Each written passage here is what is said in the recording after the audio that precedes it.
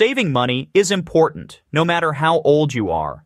But growing your savings can be tricky, especially with inflation and rising expenses. A recent survey by Prudential found that more than half of nearly 4,800 people surveyed had less than $500 saved, or no savings at all. If you find yourself in a similar situation, there's still potential for improvement. In this video, we're going to talk about the 12 super easy tricks to save money fast. Please like the video and subscribe for more great content like this. Let's begin. Number 1. Automate your savings. I understand saving money can be challenging, especially when it seems like your expenses rise with your income. It's tough to admit, but by automating a portion of your income to go directly into your savings, saving becomes much easier because, well, you don't have to actively do anything. It's amazing how we get used to things. After a few months, saving 10% of your income will feel totally normal. Number 2, the 30-day rule. Feeling like you gotta buy something right now? Wait for 30 days before buying it. This waiting trick helps in 2 ways. First, it stops you from buying things on a whim because you're excited. Second, the more you do it, the easier it becomes to wait before you buy anything.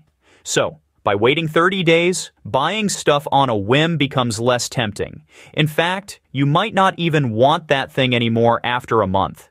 Usually when we want something because it's popular, it also costs more. So, even if you still want the thing after 30 days, there's a good chance it may be available at a discounted price.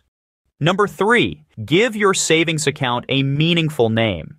If you're saving money for investing, growing your wealth, or your children's college education, assigning a meaningful name to your savings account will make it more difficult to withdraw funds. For instance, if you're saving for your daughter's education, you could name your account Daughter's Dream Diploma. This way, it'll feel harder to spend that money on other things.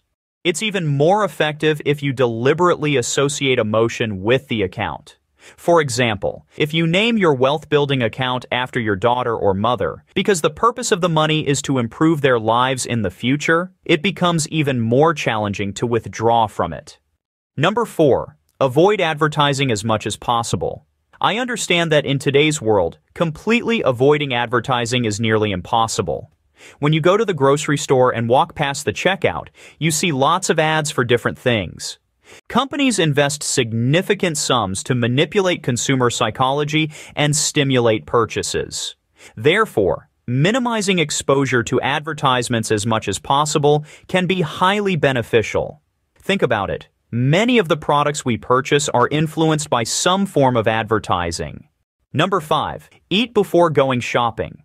When you're hungry, you're more likely to make impulse purchases or buy items you don't really need, especially snacks or treats that catch your eye. When you shop on a full stomach, you're more likely to stick to your shopping list and avoid those extra purchases.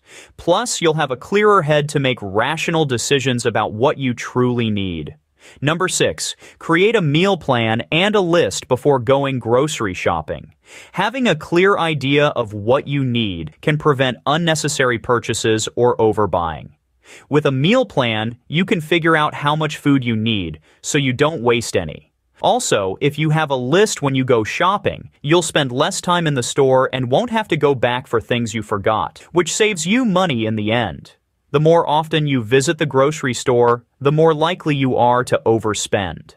Number 7, create a monthly income statement and track your expenses. Recording your income and expenses provides valuable insight into your financial habits. Being aware of where your money goes helps you become more mindful of your spending, and it doesn't have to be complicated. You can easily divide a piece of paper into 2 sections, one for income and one for expenses.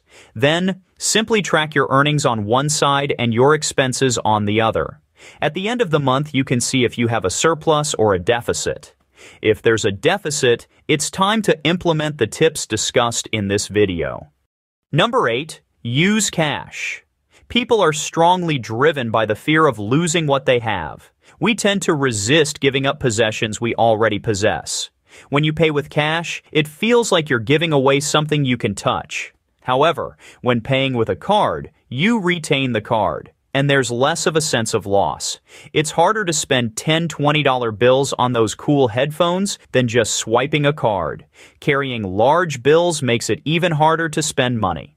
After all, who wants to break a crisp $100 bill for a small pack of gum? Number 9. Convert money into time. Whenever you desire something, consider its cost in terms of time. Imagine how many hours you'd have to work to earn those $100 sunglasses. Are they still worth it? Are those glasses worth sacrificing 7 or 8 hours of your life?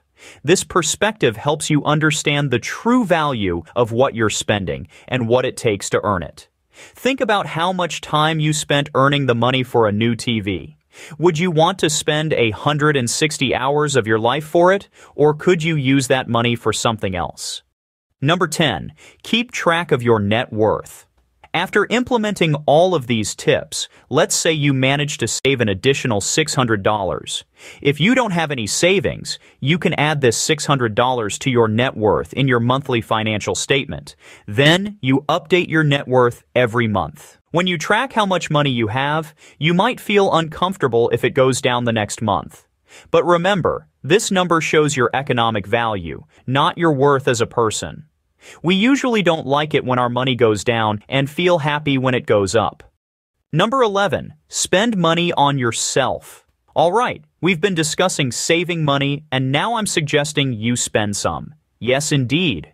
Many people struggle to save because they splurge on unnecessary items. It's like having a craving. Treating yourself feels good. Instead of suppressing that desire to enjoy, give it a budget. Allocate a small percentage of your income for fun. Surprisingly, this can aid your saving efforts. If you're always trying to save money, part of you that likes spending might end up making you spend more. Plus, budgeting for fun allows you to enjoy yourself without feeling guilty about saving. And number 12, make more money. Here's how it works. Imagine you currently earn $4,000 each month, and you're able to save $1,000 of that. Now, what if you could increase your monthly income to $5,000? If you maintained the same level of spending discipline, you'd theoretically be able to save $2,000 each month, which is $1,000 more than before. However, there's an important condition here. If you earn more, but spend more too, you won't save any more money in the end. So, the key is to be disciplined with your spending even as your income grows. That way, you'll truly benefit from the extra money you're making. Thanks for watching. If you like this video, give it a thumbs up. Let me know what you think in the comments below.